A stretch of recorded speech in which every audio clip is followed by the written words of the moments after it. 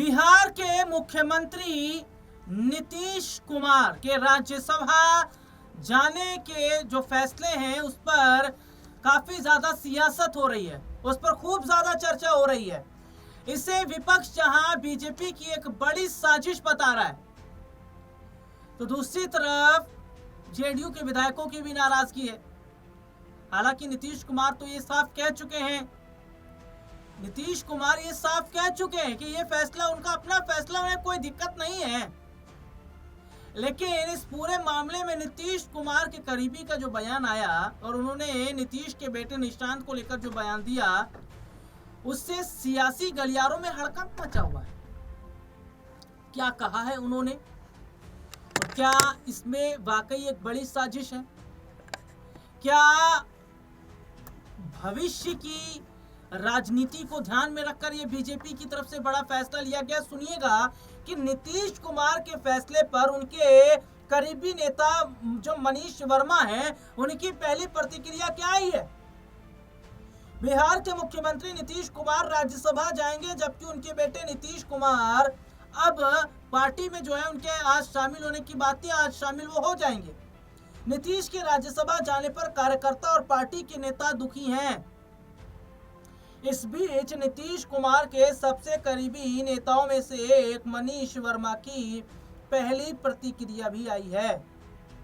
JDU के राष्ट्रीय महासचिव मनीष वर्मा ने मीडिया से बातचीत में बहुत कुछ कहा है और जो बयान उनका है ये साफ तौर पर बताता है कि क्या वाकई कुछ अंदर खाने जरूर खिचड़ी पकी है।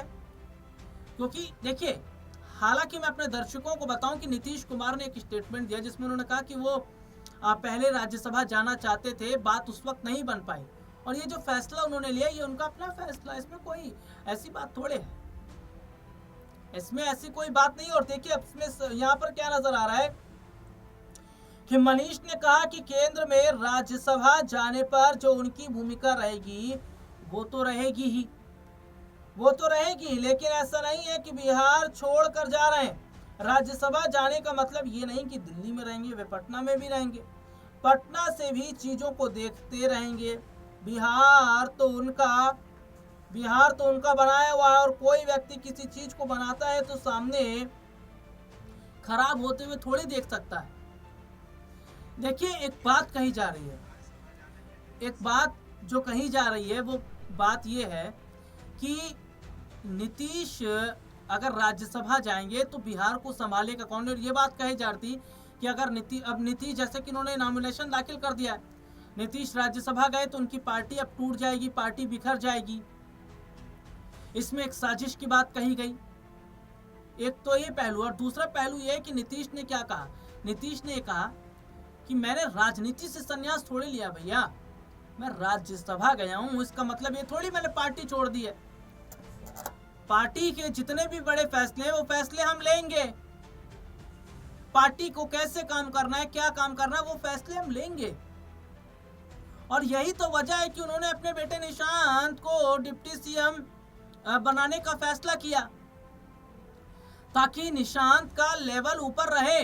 हालांकि देखिए, एक बात मैं कहना चाहूंगा कि बीजेपी के सामने बहुत बड़ा संकट है कि वो मुख्यमंत्री किसे बनाएगी। बहुत सारे ऐसे नाम की चर्चा चल रही थी लेकिन बात बन नहीं पाई है और बीजेपी बहुत सोच समझकर बिहार में नया मुख्यमंत्री बनाएगी।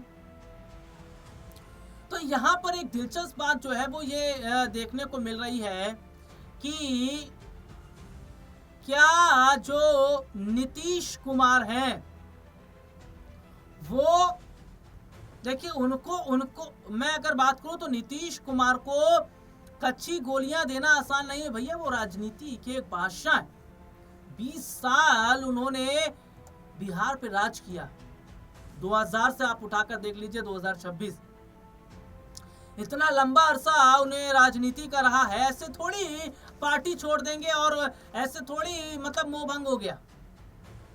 और यही बात नीतीश के करीबियों की तरफ से भी बात कही गई है कि नीतीश राज्यसभा गए, पार्टी से उनका मोह नहीं छूटा है और नीतीश ने कहा कि वो बिहार से जुड़े रहेंगे। अपनी पार्टी पर पूरा फोकस करते रहेंगे और पार्टी पर वो लगातार फोकस कर रहे हैं। क्योंकि देखिए, जैसे कि खबर सामने आई ना, नीतीश राज्यसभा की तरफ गए हैं, या नीतीश ने राज्यसभा के लिए नॉमिनेशन दाखिल किया, उनके विधायक नाराज हो गए, तोड़फोड़ मचाना शुरू कर दिया, विधायक उनके रोते हुए नजर आए। लेकिन नीतीश ने साफ कर दिया कि भैया किसी को डरने और किसी को मतलब जरूरत थोड़े है इतना हो हल्ला करने की। और निशांत की मैं बात करूंगा तो निशांत को धीरे धीरे अब राजनीति के वो गुड़दोज संभाले। हाँ, लेकिन ये बात रहेगी कि क्या पिता नीतीश की जगह निशांत ले पाएंगे, क्योंकि नीतीश ने बिहार को एक लंबा समय अरसा दिया है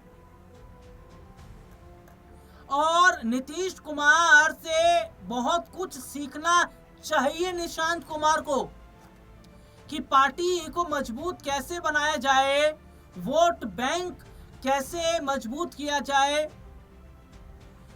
बिहार की जनता के बीच में अपनी पकड़ कैसे बनाकर रखनी है और पार्टी को आगे कैसे लेकर जाना है, क्योंकि नीतीश कुमार ने अपना वोट बैंक बनाकर रखा हुआ है। नीतीश कुमार हर बात को बेहतर तरीके से समझते हैं, तो तभी तो देखिए बिहार का जो चुनाव हुआ उस चुनाव में जेडीयू दूसरे नंबर पर है। तो यहां पर देखा जा रहा है कि तमाम चीजें निशांत कुमार को सीखनी पड़ेगी। हालांकि जेडीयू के विधायकों संग उनकी मुलाकात हुई, लेकिन मुलाकात में क्या बात हुई है, क्या बड़े फैसले लिए गए, इसकी कोई औपचारिक जो बातें वो नहीं नजर आई, ऑफिशियल जो चीजें नजर नहीं आई। लेकिन ये है कि चर्चा हुई है और जो चर्चा हुई है और जो चर्चा की गई है वो ये बताती है, वो ये दिखाती है कि किस तरीके से यहाँ पर जो निशांत कुमार हैं वो अब एक्टिव हो गए हैं राजनीति के अंदर। धीरे धीरे विधायकों के साथ बैठक करना, धीरे धीरे विधायकों से मुलाकात करना, चीज़ों को समझना। हालांकि ये खबर आई थी कि पार्टी को मजबूत कैसे करना है, पार्टी को एक कैसे करना है, आगे क्या काम करना है, इन सब बात पर चर्चा हुई है। लेकिन यहाँ पर मैं अगर बात करूँ तो बीजेपी इस बात को भली भांति अभी भी जानती है और समझती है कि अगर जहां नीतीश के साथ थोड़ी भी 19-20 करने की कोशिश की तो बहुत नुकसान ही नहीं होगा बिहार के अंदर। और यही वजह है कि नीतीश ने भी फैसला किया कि निशांत को डिप्टी सीएम बनाया जाए।